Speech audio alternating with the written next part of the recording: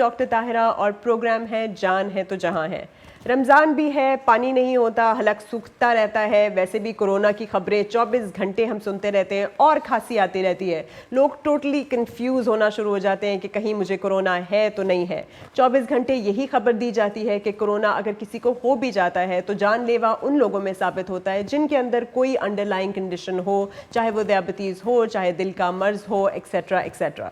फिर भी हमारा पूरा जोर है कि हम निहारी, पकोड़े, समोसे, कहीं में कोई कमी ना रह जाए। लिहाजा आज हमने आपके लिए अपने स्टूडियोज़ में इनवाइट किया है डॉक्टर साहब को, जो कि कार्डियोलॉजिस्ट हैं।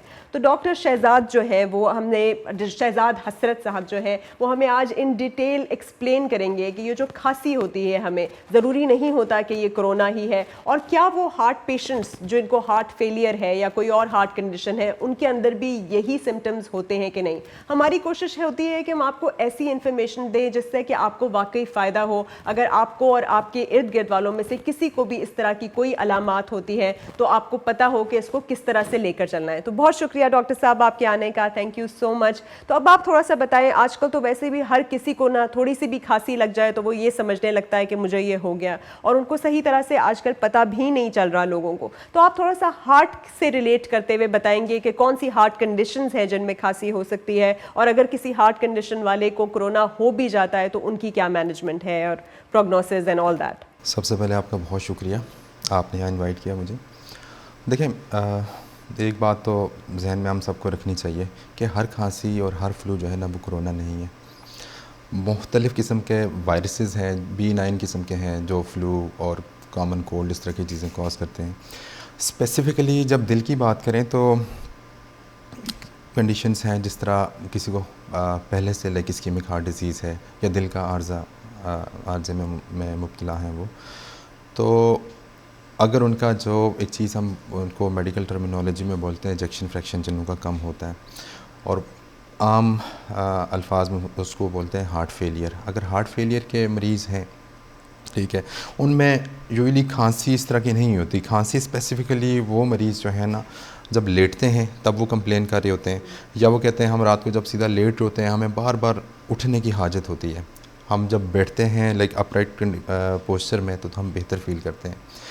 वो मरीज़ जिनके अंदर और रिस्क फैक्टर्स हैं, लाइक आपने ज़ियाबतीस का जिक्र किया, हाइपरटेंशन है, ओल्ड एज है, ये वो पेशेंट्स हैं जिनके अंदर हम सस्पेक्ट कर सकते हैं कि हाँ ये कार्डियक ओरिजिन की खांसी है या कार्डियक ओरिजिन की नहीं है। अगर उनको ज़्यादा खांसी लेटने से आ रही है और बैठे हुए पोस्चर में वो बेहतर महसूस कर रहे हैं, और साथ उनके खांसी के साथ साथ उनको अगर एडिमा भी होता है, लाइक पाँव पे सोजिश होती है दोनों टांगों पे, तो ये वो अलामात है। और पुरानी साथ उनकी हिस्ट्री देखनी पड़ती है कि आया वाकई इनको पहले से इस्कीमिक हार्ट डिजीज़ चल रही थी, या कुछ कंडीशंस होती हैं जिनको हम बोलते हैं कार्डियोमायोपैथीज़, जिनमें हार्ट मसल वीक हो जाता है। तो उसमें फिर स्पेसिफ़िकली कुछ टेस्ट हमें करवाने पड़ते हैं, जिस तरह इकोकार्डियोग्राफी है पहली चीज़।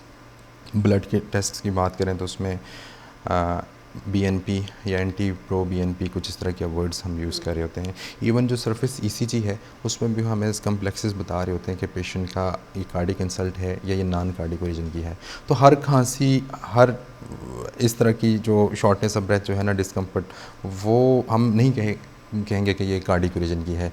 जिनके अंदर रिस्क फैक्टर्स हैं, ओल्ड एज है, पहले से डायग्नोस केस है, या कार्डियोमायोपैथीज़ हैं, हाँ, और साथ ही एडजेंटिव टेस्ट वो हों जिनके लाइक इको हुआ है, या उनके जिस तरह मैंने कुछ ब्लड टेस्ट के नाम लिए हैं, वो सपोर्टिव साथ सपोर्ट कर रहे हो तो हम कह सकते हैं कि ये एक्चुअली ये इसलिए बहुत ज़्यादा ज़रूरी है कि हमारे यहाँ अब ये ट्रेंड ख़त्म हो गया है कि इंसान पहले फैमिली फिजिशियन के पास जाए, वो आपको असेस करे, टेस्ट करे और डायग्नोस करके फिर आपको स्पेशलिस्ट के पास भेजे। तो हमें समझ नहीं आती, जैसे ही किसी को खांसी होती है वो भागते भागते पल्मोनोलॉजिस्ट के पास चले जाते हैं और वो अज्यूम कर लेते हैं कि खांसी का ओरिजिन जो है कहीं ना कहीं सांस की नाली या सांस के या फेफड़ों से उसका ताल्लुक है।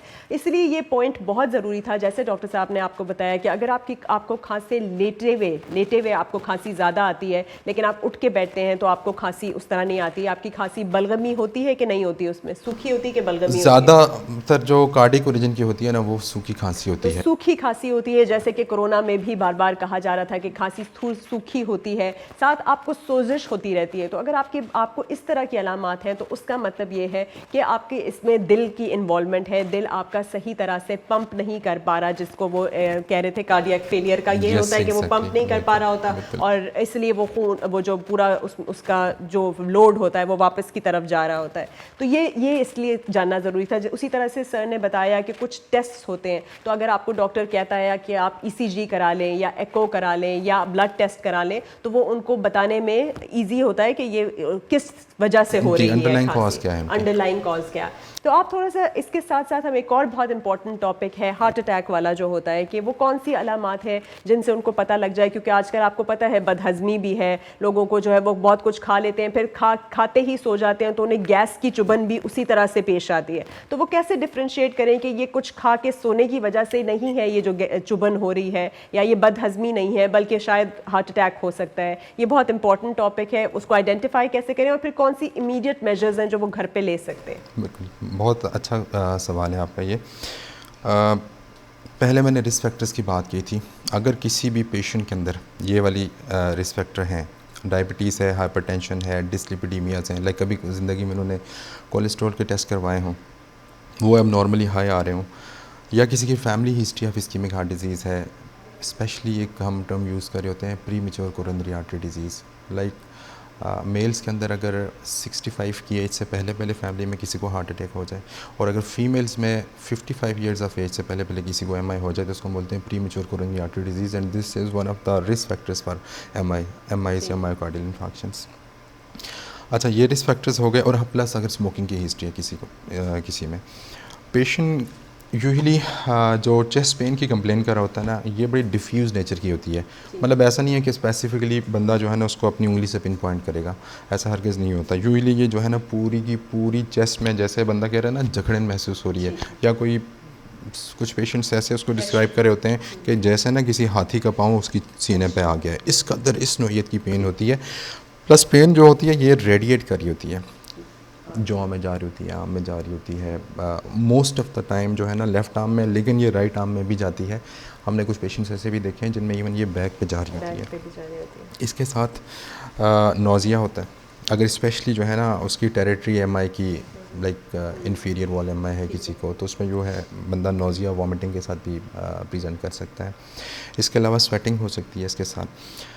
जो चीज़ें कोरोना के पॉइंट ऑफ व्यू से एक बात बताऊं कि कोरोना में जो कार्डिक इन्वॉल्वमेंट होती है ना, उसका हम बोलते हैं फुलमिनेंट मायोकार्डाइटिस, एक चीज़ होती है। उसमें पेशेंट जो है ना चेस्ट पेन के साथ प्रेजेंट नहीं कर रहा होता, उसमें पेशेंट जो है ना हार्ट फेलियर के सिम्टम्स के साथ प्रेजेंट कर रहा होता है। आपका जो क्वेश्चन था कि वो रेलिवेंट ये जो है, अगर ये किसी के अंदर रिस्क फैक्टर्स हों प्लस ये वाली कंडीशन हो, तो उसमें फ़ौरन उसको वारंट, उसके लिए ये वार्निंग है कि यार just seek the medical help और समथिंग। घर पे बैठे बैठे क्या कर सकते हैं? घर पे बैठे बैठे ये है कि अगर किसी के अंदर ये रिस्क फैक्टर्स हैं, एक जो है एंजिसिड नाम की टैबलेट आती है, ठीक है, वो है बेसिकली नाइट्रेट्स होते हैं, सबलिंगुअल ले सकते हैं, वो वेजोडाइलेटर होते हैं बेसिकली, जो दिल की शरियानें हैं ना तो उनको खोलने में मदद देती है। दूसरा ये है कि डिस्प्रिन नाम की टैबलेट जो है घर पे अक्सर मोस्टली हमारे घरों में येलोप्रिन के नाम से आ रही होती है। डिस्प्रिन जो है वो भी चबा के खा सकते हैं।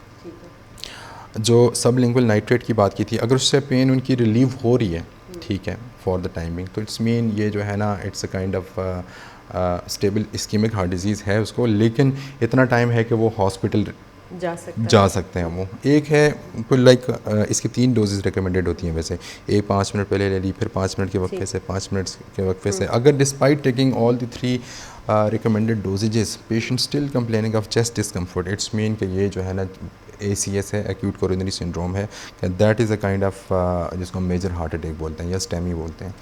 मतलब इन एनी केस उसको हॉस्पिटल जाना है, लेकिन हॉस्पिटल से जाने से पहले अगर वो ये थोड़े से स्टेप्स ले ले तो उसकी जान बच सकती है और वहाँ तक जाने तक इतना ज़्यादा डैमेज नहीं होगा। जब भी ये इस्कीमिक हार्ट डिजीज़ कहते हैं, उसका मतलब होता है कि आपके हार्ट को सही तरह से ऑक्सीजन नहीं मिल रहा, जो कि उसकी नशोनुमा के लिए या उसके बीटिंग के लिए बहुत ज़रूरी है। जब भी ये कोरोनरी हार्ट डिजीज़ की बात कर रहे हैं, उसका मतलब है कि जो हार्ट के ब्लड सप्लाई है जी, या जो exactly. उसकी जो नसें आ रही हैं उनके अंदर कोई ब्लॉकेज है, या तो वो कोलेस्ट्रॉल की वजह से है, कोलेस्ट्रॉल आपको बताया तेल की वजह से, यह सब कुछ जम रहा है। इसी पे ये जब बात कर रहे थे टेस्टिंग की कि आप अपना रेगुलरली लिपिड प्रोफाइल कराएं, जिससे कि आपको पता चले कि आपकी ये जो ब्लॉकेज है या आपकी जो ब्लड वेसल्स हैं, जो आर्टरीज आ रही है, उनके अंदर कोई चीज़ जमा तो नहीं हो रही। मैं इस चीज़ को बहुत ज़्यादा सिंप्लीफाई करके इसलिए बार बार बोल रही हूँ आपकी उसको, क्योंकि ये बहुत ज़्यादा रिमोट एरियाज़ में भी देखा जाता है और उनके लिए ही है, उनको एक्सेस भी नहीं है डॉक्टर्स को, उनको कई ज़्यादातर टर्म्स समझ नहीं आती, फिर कई दफ़ा वो एक्सप्लॉइट हो जाते हैं लोगों के हाथों।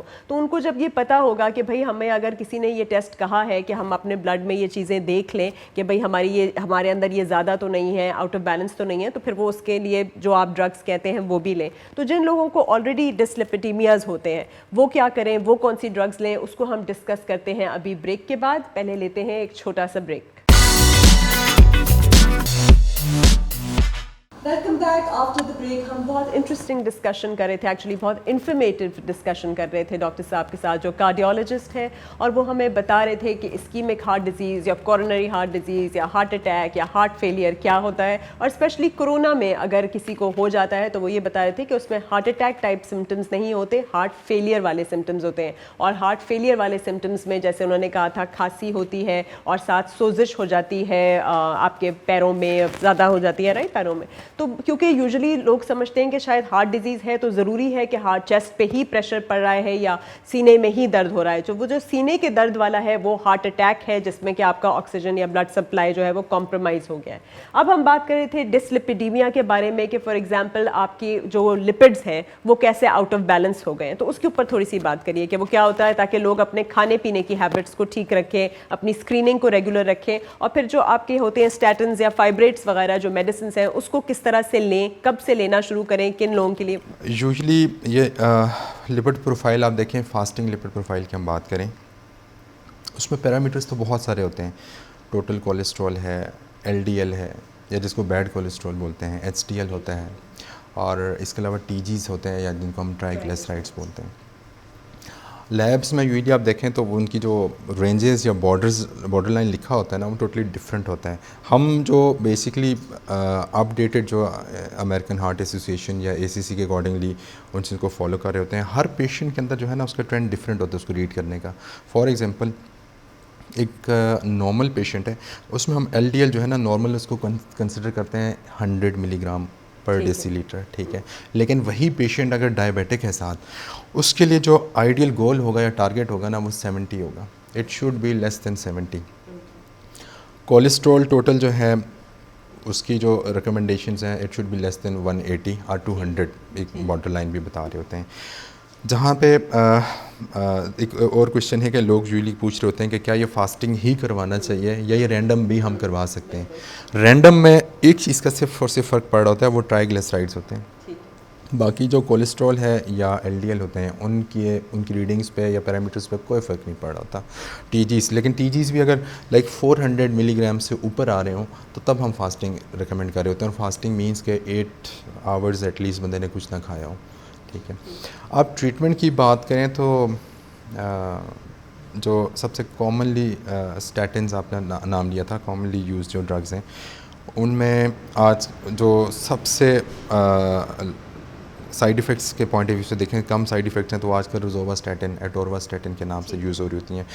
फिर हर पेशेंट की उसकी ड्रग जो डोजेजेस हैं वो भी डिफरेंट हैं। यूजुअली उनको हम कैटेगराइज कर रहे होते हैं कि लो डोज, लो इंटेंसिटी हैं, क्या कहते हैं, इंटरमीडिएट हैं या हाई इंटेंसिटी हैं। यूजुअली जिनको हार्ट अटैक्स हो जाते हैं उनमें हाई इंटेंसिटी या डायबिटिक्स हैं या इवन सीकेडी है, उनमें intermediate to high intensity statins recommended होते हैं।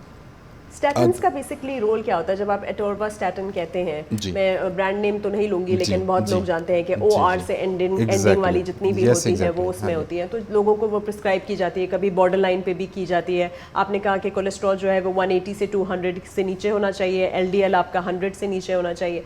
तो आप वो क्या मतलब वो कितना उनको लेना चाहिए, मतलब कितने अरसे तक लेना चाहिए, या उसको कंटिन्यूसली लेना चाहिए कि नहीं लेना चाहिए? ये जिस तरह अगर हम गाइडलाइंस को फॉलो करें तो उसमें ये कहते हैं कि वंस किसी को इस्कीमिक हार्ट डिजीज़ हो गई या कोई भी उसको हम ASCVD बोलते हैं, एक्यूट कार्डियोवास्कुलर कोई इवेंट हो गया उस पेशेंट को, तो फिर स्टैटिन्स जो हैं वो लाइफ लॉन्ग रिकमेंडेड होते हैं। उसकी फिर आपने वो कहते हैं आप ना लिपिड प्रोफाइल को आप फॉलो ना करें। उनका सिर्फ लिपिड लोअरिंग एजेंट नहीं है ये, इनका एंटी थ्रोम्बोटिक एक्शन भी है, ये एंटीऑक्सीडेंट्स भी हैं।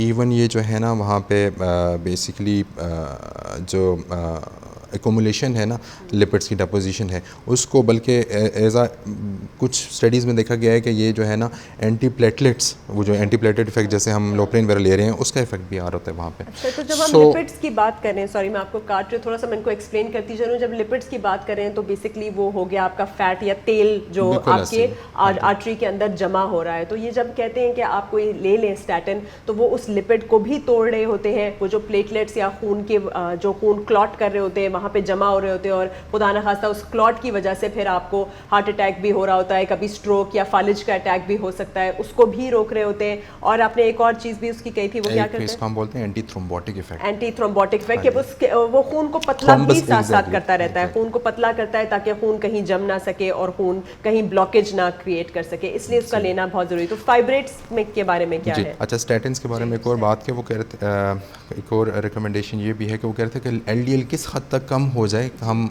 उसको स्टॉप करेंगे। तो कुछ स्टडीज़ में उन्होंने देखा गया अमेरिकन्स ने कि अगर ये 30 या 35 मिलीग्राम से नीचे आ जाते हैं ना, तो फिर वो कहते हैं इवन इसकी आप डोज़ अगर कोई पहले 20 mg रोज़ोवास्टैटिन ले रहा था वो उसको 10 कर दें।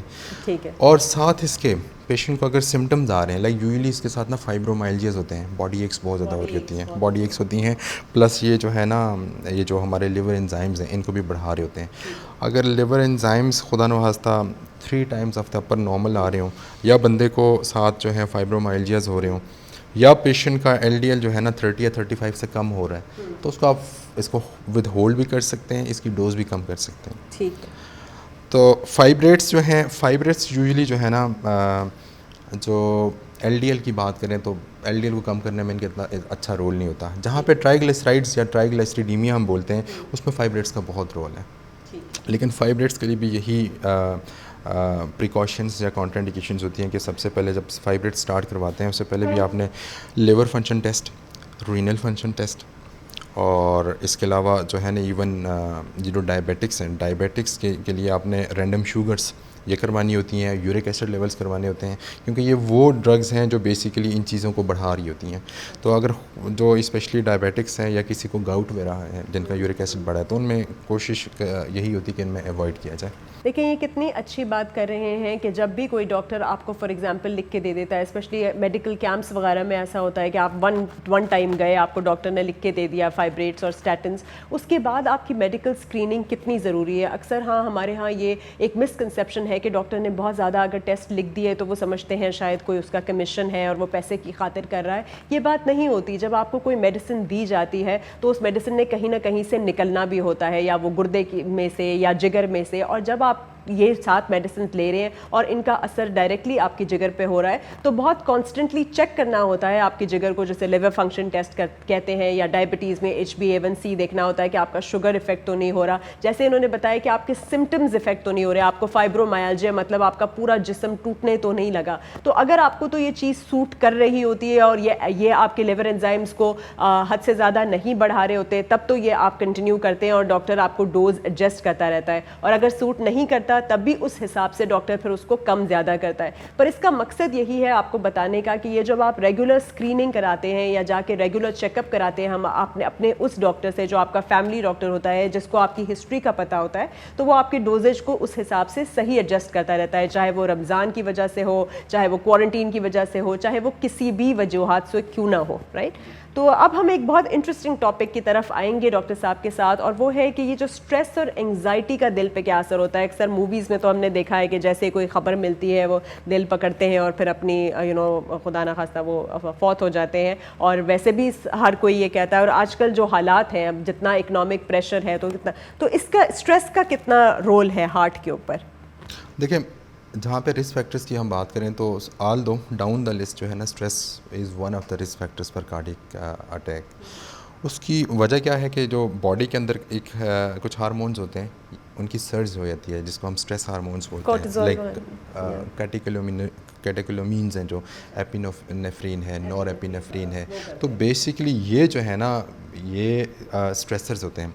ये क्या करते हैं, एक तो हार्ट रेट बढ़ा देते हैं, दूसरा क्या है कि साथ है ना इवन कुछ पेशेंट्स के अंदर ये वेजोस्पैज्म कर देते हैं। स्पैज्म मीन्स कि जो कोरोनरी आर्टरीज है ना वो ऐसे जकड़ी जाती हैं खून का जो ब्लड सप्लाई है उसको बिल्कुल रोक लेते हैं। उसमें पेशेंट जो है ना इंजाइना के साथ प्रेजेंट कर रहे होते हैं। तो स्ट्रेस ऑल दो डायरेक्टली ऐसा नहीं है कि जैसे डायबिटीज़ है, हाइपरटेंशन है, डिस्लिपिडीमियाज हैं, स्मोकिंग है, ओबेसिटी है, लेकिन डाउन द लिस्ट जो है ना this is one of the risk factors.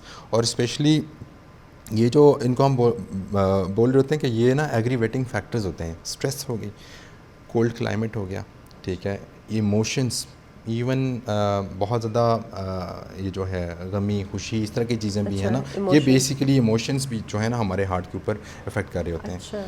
जी, तो मतलब आप कह रहे हैं कि बहुत ज़्यादा अगर आप एक्साइटेड हो जाए किसी चीज़ पे, या बहुत ज़्यादा आपको बड़ा सानेहा मतलब हो जाए या दुख मिले, तो the thing is, the bottom line is कि आपने जो अभी जितनी इन्फॉर्मेशन भी आपको मिल रही है, ऑलरेडी आपको पता है हम इन हालात में से गुजर रहे हैं, तो आपने अपने आप को रिलैक्स रखना है, इसको दिल पे वाकई नहीं लेना, और कोशिश करनी है कि उन सारी अच्छी एक्टिविटीज़ में पार्टिसिपेट करें, हेल्दी लिविंग की तरफ आएँ, हेल्दी लाइफस्टाइल मॉडिफिकेशन करें, क्योंकि हर चीज़ का हल जो है वो मेडिसिन में नहीं है बल्कि लाइफस्टाइल मॉडिफिकेशन पे है। वो कौन कौन सी मॉडिफिकेशंस हैं डाइट में, एक्सरसाइज में और पॉजिटिविटी में, स्ट्रेस रिलीज करने में, ताकि ये वाला जो स्ट्रेस हार्मोन्स हैं, जिस तरह उन्होंने बताया है कि फ़ौरन आपको कुछ इस तरह का स्ट्रेस आपके ऊपर आया और वो रिलीज़ हुए और उन्होंने आपके दिल की धड़कन भी तेज़ कर दी, और उन्होंने जो है ना वेजो कंस्ट्रिक्शन मतलब खून की जो नसें थी उनको तंग कर दिया और आपकी ब्लड सप्लाई को कर दिया, तो वो सारा कुछ ना हो। वो सब और भी डिस्कस करेंगे डॉक्टर साहब से ब्रेक के बाद।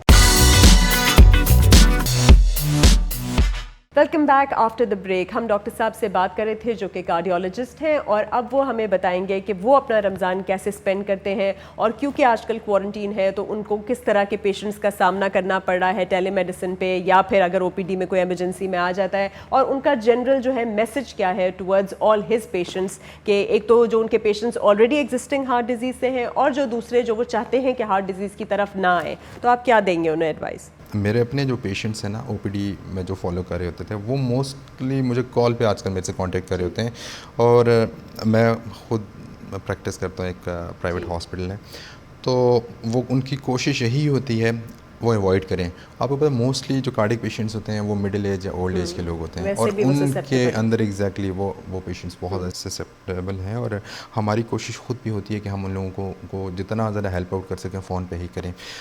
लेकिन अनफॉर्चुनेट चीज़ दूसरी साइड पे क्या है कि आपने अभी रिसेंटली सुना होगा कि अमेरिका के अंदर ओल्ड एज के जो लोग हैं जिनमें इस्कीमिक हार्ट डिजीज़ थी, एमआईज़ बहुत ज़्यादा हुए। ये रिसेंट जब से क्वारंटाइन वाला आइसोलेशन वाला पार्ट था, वो पेशेंट्स कोरोना के डर की वजह से इस कदर खौफज़दा थे वो लोग घर से नहीं निकले। उनको वहाँ पे एक्यूट कोरोनरी सिंड्रोम्स, एमआईज़, एंजाइना होते रहे, और जब हॉस्पिटल तक पहुँचते थे वो अनफॉर्चुनेटली कुछ पेशेंट्स के ऊपर टैग लग जाता था कि that was because of the corona. So ऐसा भी नहीं करना चाहिए। अगर खुदा न खास्ता कोई पेशेंट ऐसा है, और जो यूजली कार्डिक पेशेंट्स होते हैं उनको हार्ट अटैक्स की नोयत की जो चेस्ट पेन है ना उसको पता होता है, अगर उस तरह के कोई भी इलामात हों तो आई वुड सजेस्ट कि वो फ़ौरन हॉस्पिटल, ऐसे हॉस्पिटल जो डेडिकेटेड सेंटर्स हैं, कार्डिक हॉस्पिटल्स हैं, और कुछ ऐसे लाइक हमारे पाकिस्तान में भी हैं, इस्लामाबाद में भी कुछ ऐसी जगह हैं जहाँ पे उन्होंने बेसिकली वो डेडिकेटेड कोविड-19 कार्डियक कैथेटराइजेशन लैब्स हैं, सेंटर्स हैं, जहाँ पे इवन वहाँ पे जो स्टाफ है कैथ लैब में अगर खुदा न वास्ते किसी को एमआई हो जाता है, उसको अगर जाके वहाँ पे उसकी एंजियोग्राफी करनी पड़ती है या पीसीआई करनी पड़ती है, तो वहाँ पे वेल इक्विप्ड उनका ये है कि वहाँ पे वो जो डॉनिंग एंड डॉफिंग वो जितना भी होता है ना वो बड़ा अकॉर्डिंग टू WHO क्राइटेरिया वो कर रहे होते हैं। तो एक वो एमरजेंसी है कार्डिक, और एक दूसरा ये खौफ है खुदा न वास्ता अगर कार्डिक इवेंट हो जाता है तो उसमें ये नहीं करना कि आपने घर पे बैठे रहना है, उस पर आपने जो कार्डिक सेंटर्स हैं वहाँ पे पहुँच जाना है, अगर वो भी एक लाइफ सेविंग मेजर है एग्जैक्टली। और दूसरा जहाँ पे बीइंग मुस्लिम मैं एक बात बताऊँ कि आल दो केयर करना बहुत ज़रूरी है, मैं आपको बताऊँ, लेकिन लाजम ये नहीं है कि यार एक चीज़ को हमने एक ना हम उसको हवा बना दिया है कि यार हो आप निकलेंगे ये हो जाएगा वो हो जाएगा, ऐसा भी नहीं है। आप लिटरली मैं कहता हूँ कि जो इंटरनेशनल प्रोटोकॉल्स हैं उनको फॉलो करें, ठीक है। हम मुसलमान हैं, हम 5 वक्त की नमाज़ पढ़ें, आजकल बड़ा अच्छा। और आप देखें इसी टाइम पीरियड के अंदर जहाँ कोरोना चल रहा है, अल्लाह पाक ने रमज़ान जैसा बाबरकत महीना लेके आए हमारे लिए। और आप मैं एक और चीज़ मैंने जो रियलाइज़ की है, आप देखें कि आप अनफॉर्चुनेट चीज़ है कि हम मस्जिदों में नहीं जा सकते, हम लोगों से हैंड शेक नहीं कर सकते।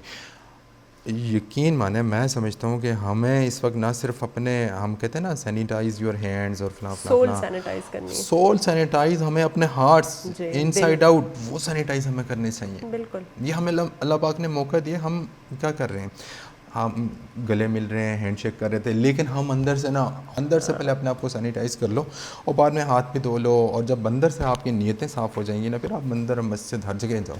बिल्कुल, कितनी अच्छी बात की है डॉक्टर साहब ने। ये बात तो मेरा ख्याल है as a cardiologist, as a doctor, as a Muslim, as a मोमिन, as a Pakistani, it is one of the most beautiful things that I have heard कि वो कह रहे हैं बीइंग अ कार्डियोलॉजिस्ट भी कि आप अगर मुनाफ़कत रखेंगे, किना रखेंगे, अपने अंदर किसी से नफ़रतें रखेंगे, तो आपका दिल भी सही फंक्शन नहीं कर पाएगा, ना आपकी इबादत मुकम्मल होगी। तो वो कितना ज़रूरी है कि अल्लाह ताला ने इस कोरोना के टाइम पे वाकई हमें ये मैसेज दिया है कि हम ना सिर्फ हाथ धोएं, ना सिर्फ वज़ू को 5 वक्त तक नहीं रखें महदूद, बल्कि अपनी सोल्स को, अपनी रूह को, अपने दिल को, अपनी शख्सियत को, अपने नेचर को बिल्कुल साफ़ सुथरा कर लें, उसको बिल्कुल पाक कर लें। और बहुत ज़्यादा जो है ना अल्लाह की तरफ जब हम कहते हैं कि हमें तवक्कल है अल्लाह ताला पे, तो अल्लाह ताला ये भी कहता है कि साथ वो सारा कुछ करो कि मैं तुम्हारी बात मानूँ, तुम मेरी बात मानोगे तो मैं तुम्हारी बात मानूंगा। और खुदा यही कहता है हमें। और बिल्कुल सर ने बहुत ही अच्छी बात की कि हमने ये सारी चीज़ें करनी है और अच्छी आदत को अपना हिस्सा बनाना है, चाहे वो स्मोकिंग हो